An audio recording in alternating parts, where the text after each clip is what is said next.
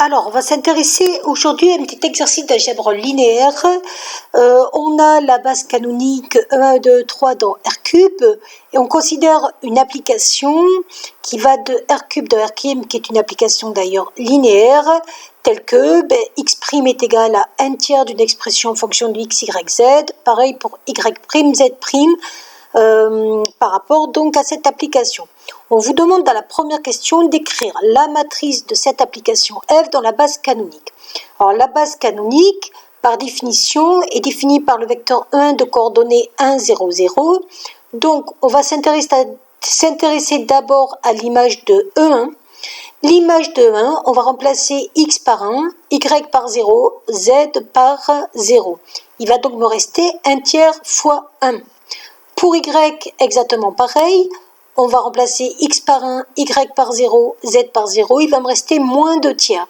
Et pour z de l'image de 1, il va me rester moins 2/3, 0, 0. Ce qui donne donc pour ma première matrice au niveau du vecteur colonne, 1/3, moins 2/3, moins 2/3. Et on va faire pareil avec E2, qui a pour coordonnées 0, 1, 0, et pour E3, qui a pour coordonnées 0, 0, 1. Ça me donne donc une matrice avec trois vecteurs colonnes ici présents, tels que ce vecteur colonne soit f de E1 dans la base E1, E2, E3, ce vecteur colonne f de E2 dans la base E1, E2, E3, ce vecteur colonne f de E3 dans la base E1, E2, E3. Ensuite, on peut déjà vérifier que le déterminant des trois vecteurs qu'on nous donne dans la question 2 est bien différent de 0. Donc dans la question 2, on vous donne trois vecteurs exprimés en fonction de 1 et de 3. On veut vérifier que c'est une base de R³. Vu que le déterminant est différent de 0, c'est donc un système libre de trois vecteurs de R³, donc une base de R³. Puisque dans un espace de dimension finie, il y a équivalence entre système libre, système générateur et base.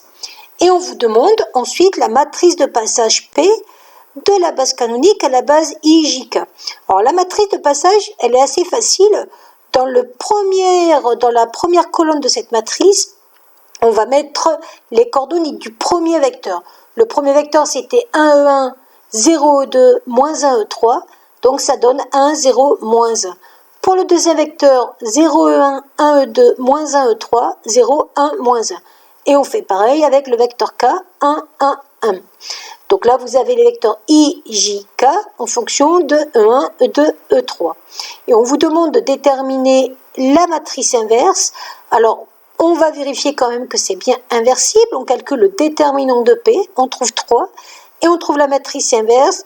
Le mieux, peut-être, si on veut aller assez rapidement, c'est d'utiliser la méthode avec 1 sur déterminant transposé de la matrice de A. Sinon, on peut faire la méthode avec le système de trois équations à trois inconnus qu'on essaie de résoudre pour faire passer en fait de compte les inconnus de l'autre côté.